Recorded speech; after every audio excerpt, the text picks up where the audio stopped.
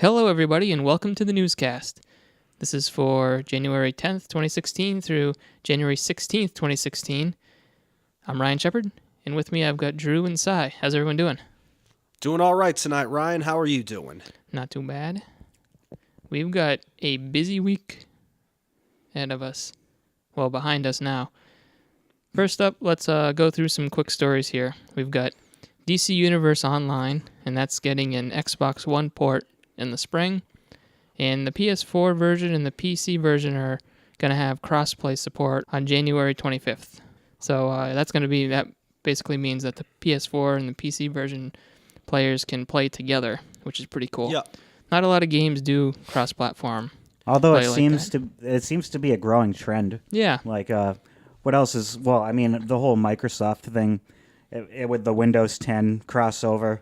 Like, yep. we have yet to see it, if the PC guys have an advantage over the console guys. Yeah. Like, that's my biggest thing with the whole deal with PC stuff. I mean, yeah. I think maybe it's just shooters that would probably be affected most. Probably, maybe not games like this, yeah. but Well, I definitely think it's interesting that it's becoming a cross-play, Ryan. I mean, now don't get me wrong. As I've stated before, I'm a huge fan of the DC universe. Mm-hmm. I do like superhero games. I've never actually played DC Universe Online though. I actually it came out during a time where I didn't really have a PS4 and I wasn't really heavily into the type of gameplay that DC Universe Online was. Yeah, it's an MMO. I mean, the fact that it's crossplay does intrigue me a little bit, but I'm not sure if I really want to get it just because. Well, it is free to play, correct? It is. I don't know. I'm pretty sure DCU is free to play. Probably. I thought on PC it was free to play. I wasn't sure about PC4 though. PS4, excuse me. Next up on the list is an announcement about The Division. The beta, which this was supposed to come out, I think at the end of last year, but got pushed back. The beta for it is officially kicking off January 28th on Xbox One, and then January 29th on PC and PS4. So I think you can sign up on their website. I know originally they had required you to pre-order the game and then register. I'm pretty sure that they opened up registration for that for anybody that wants to sign up for it. Mm-hmm. So it's not an open beta. It's still a closed Right. beta. You still need to get permission to get into it. But you can head over to thegamerholics.com and find the article there that will link you to where you can sign up for it. Anybody here looking forward to the Division? I am, to an extent, Ryan. Mm-hmm. Like, the Division does look like an alright game. I've seen some previews for it, and it looks like it could be fun. So I'm probably going to be signing up, and I'm probably going to be playing the beta. But I gotta be honest, Ryan, when it comes to Tom Clancy titles, the only game that really I get excited about is the Splinter Cell series. Oh, okay. I'm not really a huge fan of Rainbow Six. The Division does sound intriguing, though, but I'm not really anticipating huge things for this game. I mean, I'm hoping I'm wrong and I get a pleasant surprise, but so far I'm just looking this to be, like a casual shoot 'em up, and this is just something to wet our whistles until the actual game comes out. Will I be buying it first day? More than likely not, but I will be playing this beta, and I do think I'm going to have some fun playing it. Okay. Yeah, I think it was yesterday that they had a lot of websites must have just gotten access to it, and a lot of them started putting out gameplay. Oh, so okay. I watched about a good half hour of gameplay, watched them do a few missions. No, like Cy says, I guess the word is intriguing. Like, it's a kind of cool idea. And honestly, like, how often do we ever see Ubisoft put out new IPs? Well, I guess that's true. Aside from like Watch Dogs a couple years ago, but it's still a Tom Clancy game. It's still a Tom Clancy game, yeah. And the one thing I noticed right off the bat, and this might have to do with the fact that there's a lot of upgrades because it's like an RPG kind of deal. Like, there was a bullet sponge enemies. I don't know if it was the fellow, it was AI or fellow guys you're fighting, but like they were popping the dudes in the head. Like a lot of heads, you would see 10 headshots and he wouldn't drop. Yeah. So it was like, but maybe that's just how the game's gonna go. And another report I had heard is that I think it was Ubisoft who actually came out and said, for people who aren't multiplayer dudes, they say that the Division is going to be like, you can play it fully through and have a good time playing single player. Apparently. I read that too. So, and I think all of us are more single player dudes overall. So Yeah, pretty much.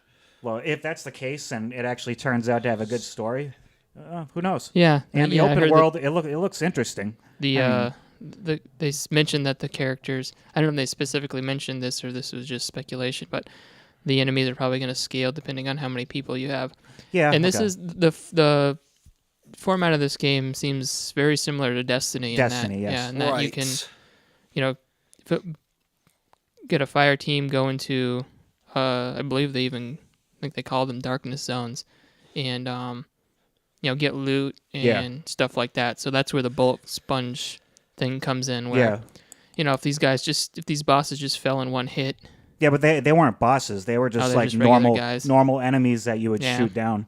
Which maybe it's just kind of the style they're going for. I mean, it's not realistic. Well, it's supposed to be like a grounded, realistic game, though. Isn't it? That's where these kinds of things get a little weird. Is when they start to put RPG stuff into realistic games, and you're shooting a guy in the head, and he doesn't die right away. Like I would personally like to have a game like this that kind of like I could see this kind of being my Destiny as opposed to Destiny itself. So who knows? It's hard to put faith in Ubisoft these days, though. Yeah. So it's interesting that Xbox One's getting the beta one day early. That's part of their exclusive deal with Ubisoft. Yeah, that's kind of weird. You think they'd get a little bit earlier? Yeah. But the same thing with the alpha that they had before. I think they had a little bit more of a head start there. But that's not enough for Snoop Dogg because he's thinking about dropping Xbox and going to PlayStation 4. Yeah, apparently earlier in the week, I think it was Tuesday, that Xbox Live went down. I don't know if either of you guys know how long they went down for exactly, but it was long enough for Snoop Dogg to get on the social media sites, and he made a comment saying he's ready to drop the box and pick up the PlayStation. But Snoop, I love you, dude, but we got some news for you. If you switch to PlayStation, you might go down just as much, if not more. So, I don't know. Like, I say to anyone who really bitches about these networks going down, you should be used to it by now and find something else to do with your life. That's all. So you don't think Snoop is going to drop it like it's hot? Is that what you're saying? Probably not. Yeah, but I will say this. I mean, Snoop Dogg, obviously, besides being a rapper, is also a celebrity and a public persona. And this is not the first time he has how do I say this? Expunged his grievances online. He mostly does it for sports-related topics, but, I mean, this is the first time it was gameplay-related. Although I will say this, for someone who has as much money as Snoop Dogg, don't you think he could afford both stations on one TV? So if one network happens to go down, he can just go to another one. Yeah, I mean, I got both, and I'm not Snoop Dogg. What the hell? I know that. I don't know. It's just maybe Snoop's always been an Xbox guy. I don't know. Maybe he has. Has the D-O-double-G always been a box fan? But you guys let me know. Obviously, like it's only when a celebrity like that will say something that it makes the news rounds. Oh, yeah, like the guy from Breaking Benjamin breaking Star Wars Battlefront. There was that, and it was like a year ago. I think Eminem had come out and made some kind of comment saying that I believe he was praising the PlayStation over the Xbox. It was either that or over the Nintendo. Yeah. I think he wanted to drop Nintendo. That was after he got paid off. But I'm just saying, it's the same kind of deal. It made news. Yeah. It just shit like that kind of funny. All right. So the next story here is Leslie Benzies, who's been at Rockstar North for about 20 years now and has been producer on just about every single Rockstar game since Grand Theft Auto 3. Has left the company. Apparently, he went on sabbatical shortly after the Grand Theft Auto 5 launched on last-gen consoles. Yeah, in 2013. Okay. Yeah, and he didn't come back. He decided that he wasn't going to come back. So after that, I mean, 20 years at a company, that's a long time. It's a long time. Yeah. That's a really long time, Ryan. Has there been any speculation as to why he left? Was there internal grumblings? I don't think so. I think it's tired of it. Yeah, right now I think most people are just assuming that it's been 20 years, so he's ready to move on. Right. I mean, I hate to say it, guys, but once you've been at the same company for a long time, I mean, even half that long, sometimes you just get tired and you want to do something different with your life. I mean, it's nothing to feel ashamed about. Oh, no, definitely. Yeah, and it's just crazy that all of these games, I mean, I'm talking about every single major Rockstar game. Right. All the Grand Theft Autos, Red Dead Redemption, LA Noire, yep. Yep. Max Payne 3. Yep.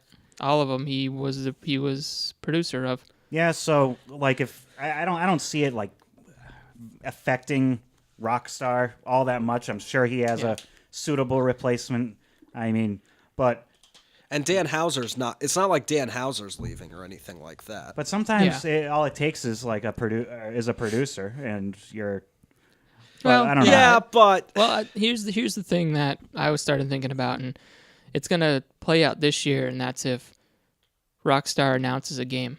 If they don't announce a new game, I'd say before or shortly after E3 or at E3. Yeah. You can probably think that, maybe there is something going on, that maybe this did make a big impact, because they haven't announced a new game since Grand Theft Auto 5. Yeah. And that was a long time ago. Which they're continually supporting. Yeah, they're supporting it, but they're really going to get out there with a new game. This is definitely the year to They definitely something. stretched out GTA Oh, yeah. 5 as long as they could, because, they did the last gen launch, and then they did the new gen launch, and then this year they did the PC launch. Yeah, so they launched GTA 5 maybe, 3 times. Right. Maybe they rearranged their Grand Theft Auto business model to accommodate for that. Yeah, I mean, maybe. He went on sabbatical after the game launched, so No, they that's knew true. he was Maybe going he was to just ready to take a leave. break, and he decided he wanted to do other things with his life. But we will say this: we will keep you guys updated on Rockstar's next big announcement. Yeah, Well, Rockstar's wherever Benzies lands. So. Rockstar is one of those companies that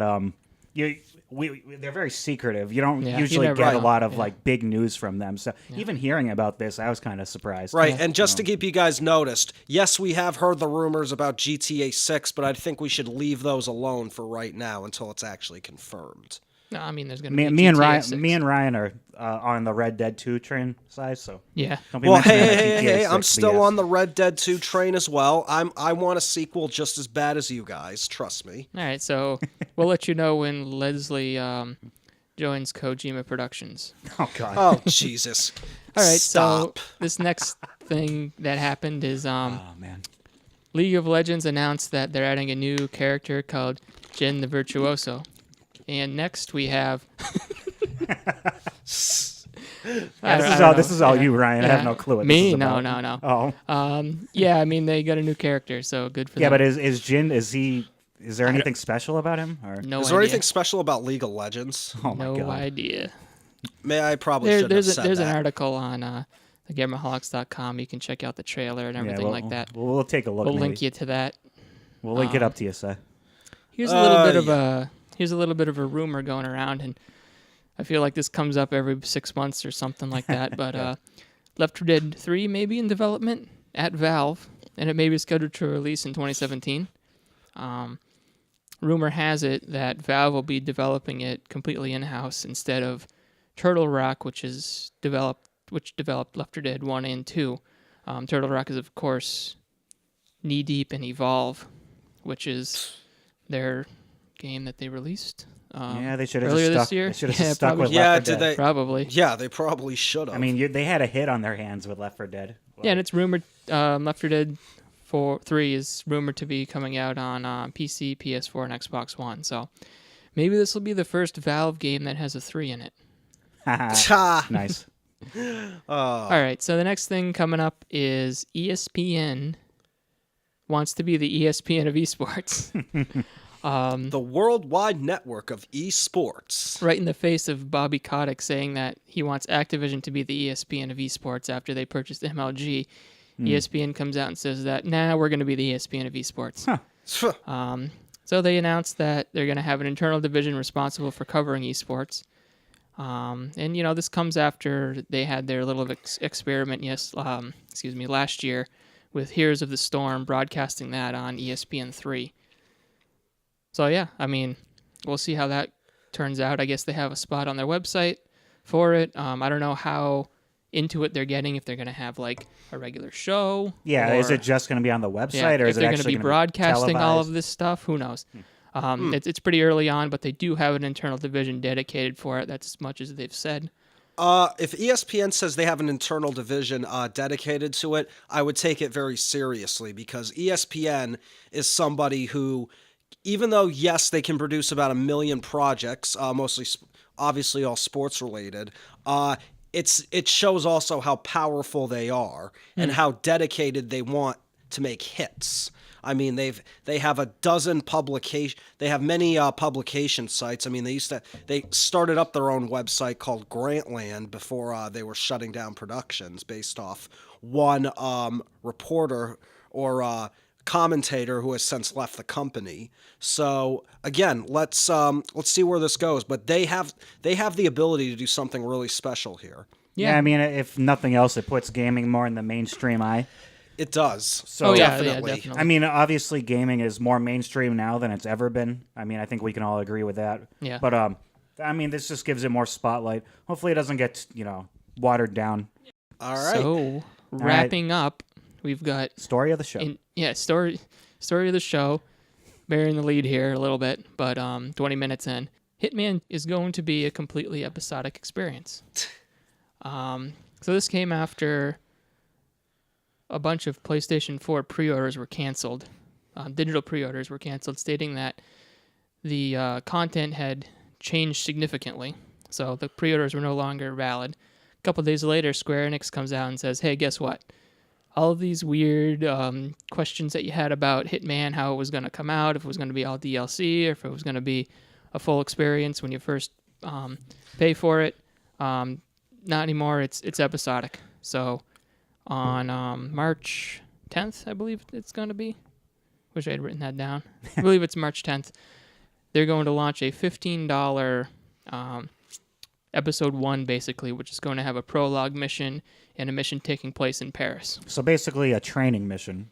Which maybe. Is what they, that's what they I would did imagine. In Absolution. Yeah. The last one. That's what the prologue mission would be. Because they teach you all the mechanics, all the basics. They give you like an easy assassination to do, and then probably episode 1 or after that in Paris. You said that's going to be the big old level, probably, hopefully. Yeah. And then if you pick up this $15 entry episode, you can pay $10 for every episode after that.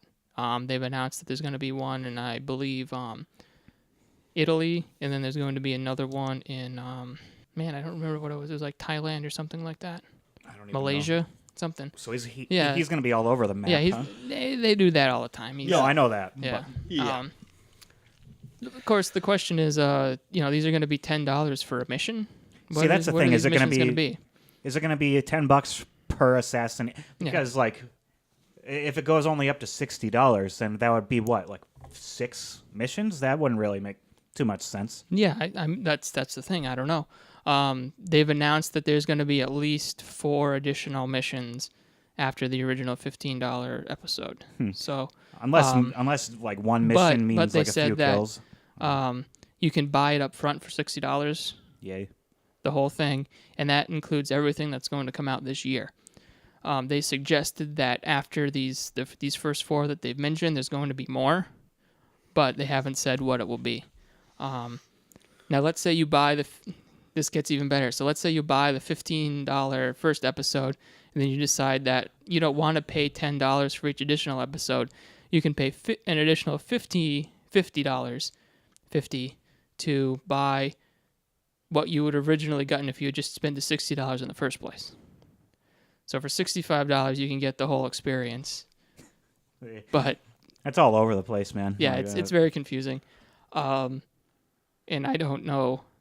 Yeah, I don't really know what to say. So at the end, what this all boils down to, after everything's out, eventually we'll get a retail copy. Yeah, like so sometime at the end of the year, we're gonna get an actual physical copy. So they're basically doing the Telltale thing, pretty much, just Square Enix style. Yeah. But when you're getting when you buy Telltale stuff, you know what you're getting. Yeah, no, you know you're getting. It's only $5 episodes. It's only $5 an episode. Yeah. So I don't know. This is gonna be. This is obviously they're going for a full retail experience.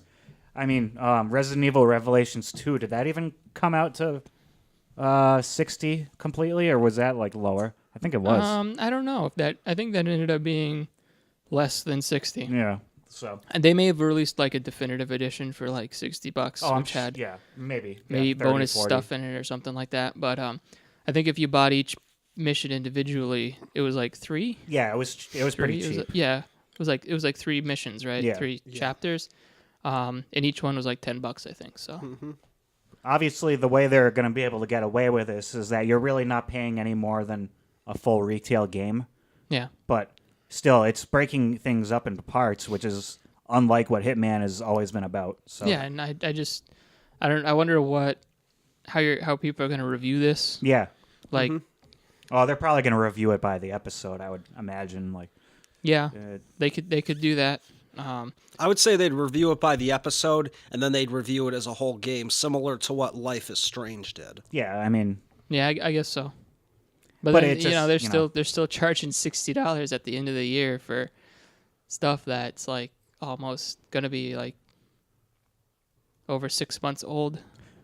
Yeah, no, it's true. So someone who hasn't paid anything for it and they decide to buy the retail, they'll have to pay a normal, that's what it is right now. But what you're saying is like they'll be technically paying for old content, not like a brand new game. Yeah, I know what you're saying. Definitely, it'll be all the old content bundled up. Well, Cuddy, we know you're a Hitman enthusiast. Let's hear your thoughts, bro. How do I say this? Honestly, I'm not as disappointed as you guys are.